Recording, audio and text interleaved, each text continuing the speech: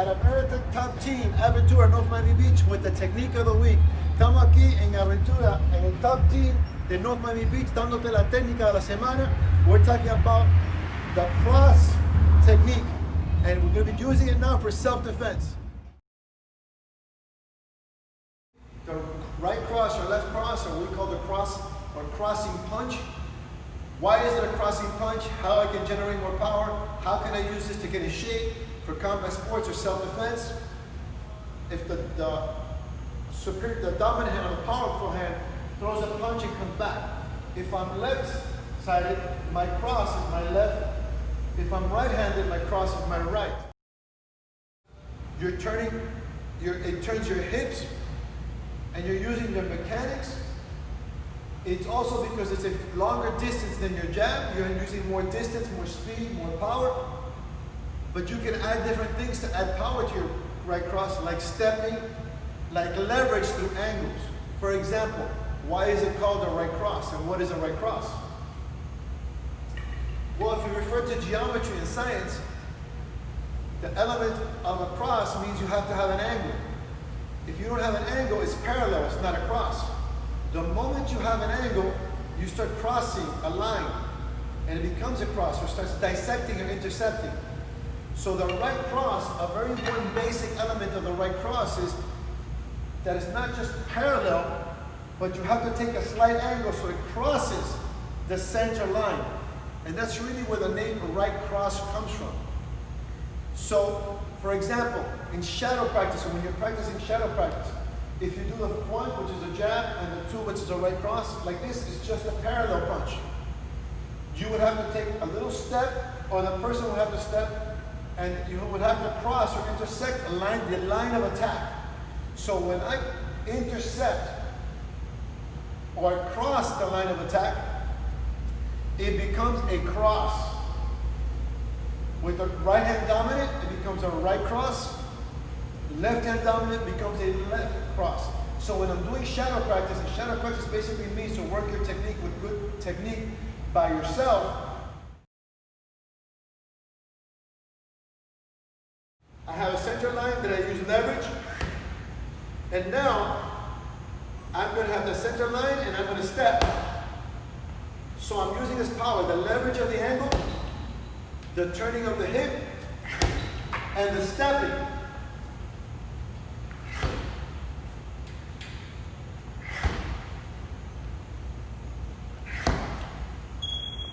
And I can work down this on the different backs. I can start on one back and step to the next back. So now I have my turning on my hips, my intersecting angle, and my stepping. All of that gives me more power and a better offensive and defensive technique. The last thing I can add for that will be good in combat sports and martial arts and self-defense is the geometry of combat. Meaning, I want to hit and not get hit, or if I get hit, get as minimal damage. For that, I have to move and place myself in a better position. In a position where I can throw my right cross and come with another punch and not get hit, or if I do get hit, it just grazes me, or I can do that in shadow practice.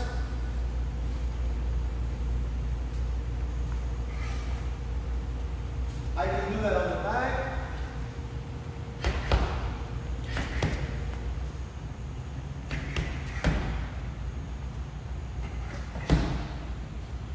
I can do that with a partner, and then we're going to go on to show you how you can do that for self-defense using the same principles of intersecting, leverage of the cross, body mechanics of turning your hips, and stepping and producing locomotion.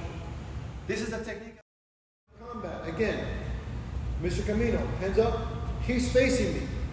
If he throws a punch and I throw a punch, we're parallel. One of the elements that constitutes a cross is an angle. So I have to take an angle in order to intercept the cross. That's why it's called a cross. For example, if he had a knife and I have a knife, and he comes at me and I come in. This is mutual destruction. What I want to do is when he comes to me, is hit him. So you see, I'm intersecting that cross and hitting him. It's the same concept that you would do in weapons or self-defense in combat sports or striking, where if he would jab me, this is my center line. When he jabs again, I took an angle, and this would be my right cross. Again, if he comes at me and jabs, this is my center line. If he throws again, I take an angle, and this would be my cross. Again, 1, 2. This not only gives me an intercepting angle, but it gives me leverage. Leverage is power.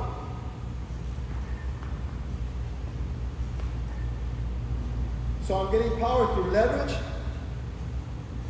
1. I'm getting power through turning my hips, torque.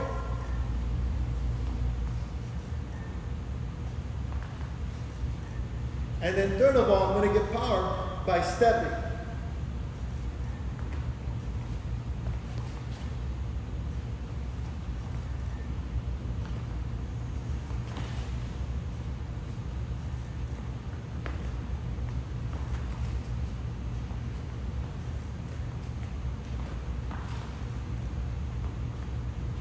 So I'm using 3 sources of power. I'm also understanding what it means being a cross. Now, when I do the shadow practice, I have to visualize somebody like that in front of me and work that technique. Work the leverage for power, work the turning of the hips for power, and work the stepping for power.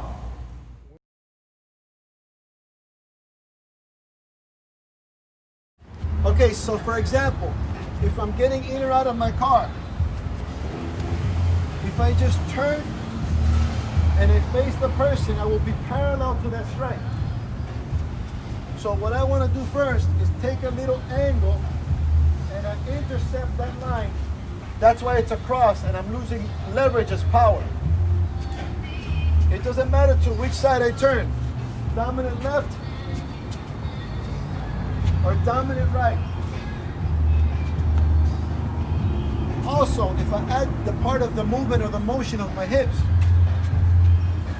when I intercept that line and I turn my hips, it gives me more power and it sets me up for another shot. So I have the leverage of the angle interception, turn my hips, give me another better angle for another shot. Last but not least, the stepping and the footwork. I'm getting in my car, I'm getting out of the car, I'm in any situation. After I take a step, I use my footwork for stepping. The footwork gives me power, puts me in a good position. So I want to be careful just turning it around and getting hit. I want to be safe, use power, and positioning.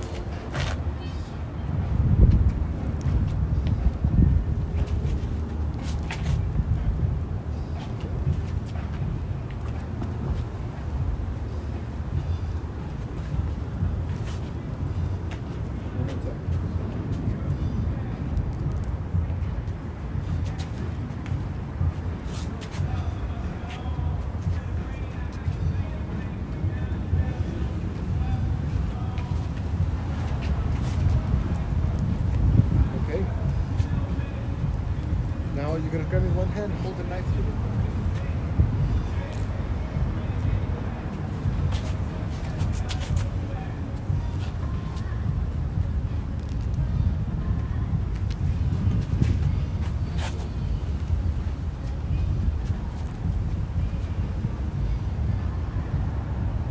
First I have to get out of danger. Getting out of danger gives me the angle, gives me the cross. I can turn my hips for power and then I can use my stepping for power.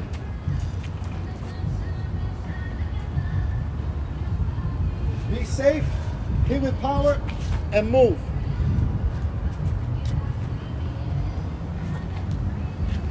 The technique of the week, la técnica de la semana, in 3 of the fights with the champions rounds, American Top Team, North Miami Beach. Wish everybody life, health, success.